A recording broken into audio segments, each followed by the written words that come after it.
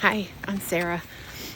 It's snowing and I'm out walking the dog, and I just wanted to have a little moment and talk about numerology and what's going on in the world and how they're related. 2026 is a year one in numerology, and year ones are powerful. They're about new beginnings and stepping into your own empowerment, even when you don't fully feel ready yet. A year one doesn't ask you to have everything figured out. It asks you to begin anyway, to be the master of your own life and to listen inward, to start again from your truth. A truth not attached to other people's judgment and opinions. This is the year to limit your input from sensationalized stories. No media reports or persuasive rhetoric can replace your own knowing. For me, I've taken social media apps off my phone. Recently, I reconnected with a former high school student of mine, someone I've always seen as deeply brave and deeply sensitive, and misunderstood. They shared that the last few months have been incredibly heavy, that going out in public doesn't feel safe, that kindness feels rarer, that hate feels louder, and I think a lot of people feel that way right now. Around the same time, I listened to a near-death experience on Next Level Soul podcast, which is my favorite. So if you haven't listened to it, please check it out.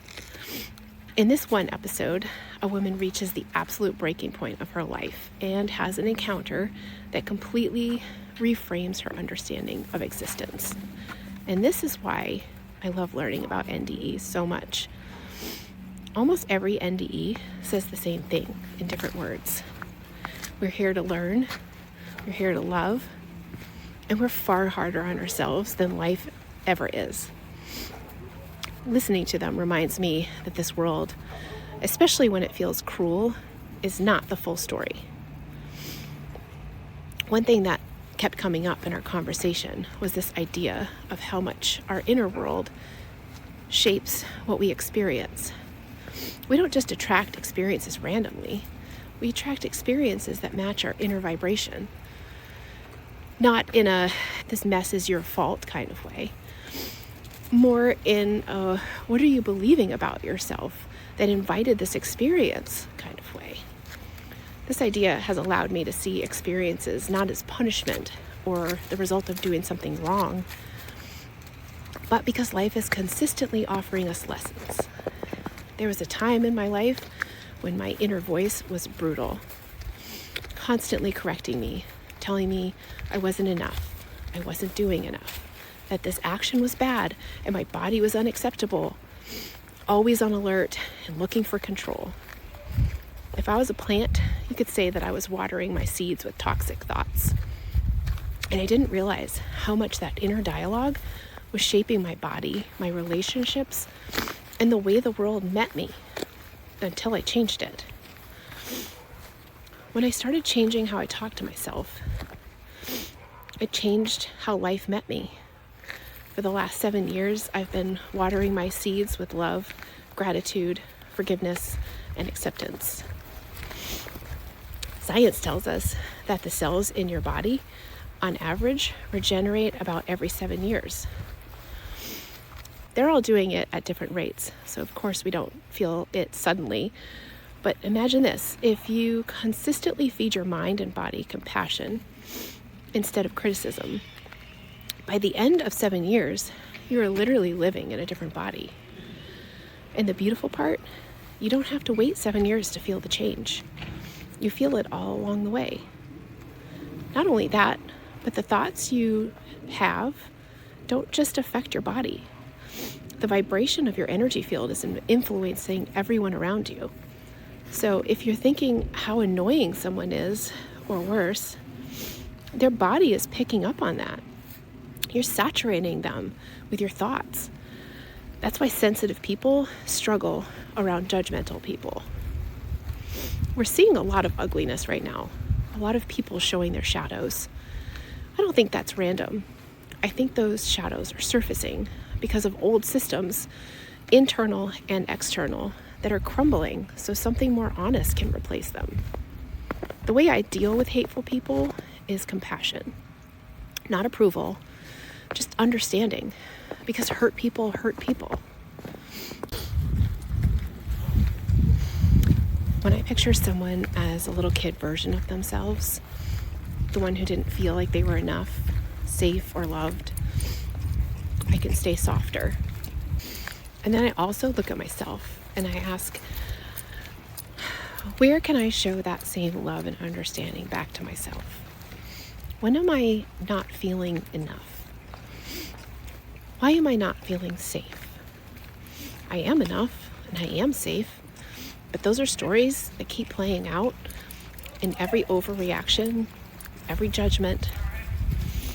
If we don't bring them to the surface and nurture and heal the parts of us that need it, the stories won't change.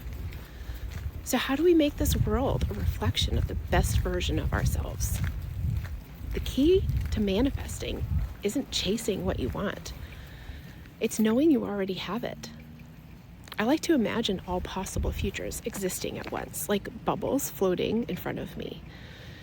And instead of forcing outcomes that I think I want, or saying I wish I had that job, or that skill, or that relationship, I imagine the bubble that holds my highest and best self. What does that peace feel like? What does that body feel like? What does that abundance feel like? Because we aren't trapped in this life. We're trapped in the story of believing we are limited. We believe the thoughts we had as kids when we told ourselves that thinking this way is shameful and achieving success comes at too high a price. I was out walking my dog on a trail a few months ago, and I got this idea in my head to imagine I was my best self. Strong, beautiful, no hip pain, perfect healthy posture, no anxiety, completely in love with life in every way. And the craziest thing happened, without forcing it at all, just carrying this concept in my mind, my posture completely changed. I felt literally taller, more balanced. I didn't slump into my right hip, as I have a tendency to do. I had no desire to stare at my phone. I felt so confident and healthy that I think anyone who didn't match that energy would probably shy away from me. It was an amazing experience, and I now practice it regularly. How we walk through this world physically is absolutely a sign to everyone what is going on the inside. I challenge you to try it. And if you feel silly or don't feel a shift, maybe pop one of those gummies you've been saving. I think this concept of shifting in vibration is how great actors work. They don't pretend. They become the vibration of the character. So what if you became the character that is your best self? You can't control other people or how they're behaving or how they're interacting with the world. But be your best self, the one you love the way you'd love a newborn child, incapable of doing anything wrong. Every misstep is simply a lesson.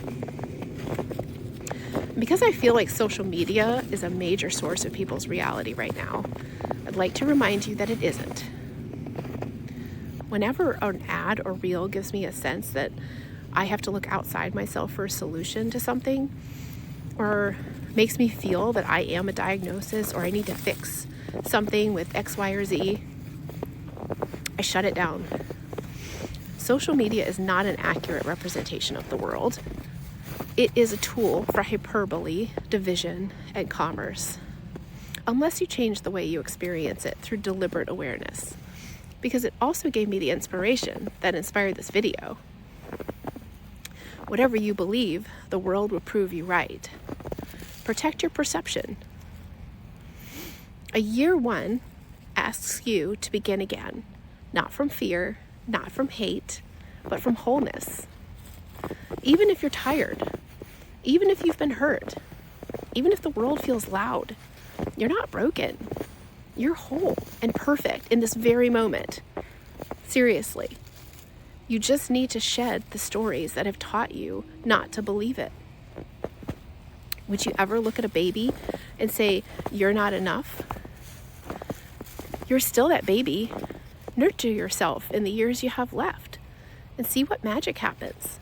And that person that cut you off in traffic or made you feel small is still that baby too. forgive them. Forgive yourself every day. I hope you have a magical day. I'm having a magical day. Look at the snow in Virginia. If you like my message, please subscribe or share or both. My wish is for this to reach someone that needs to hear it. Much love and peace.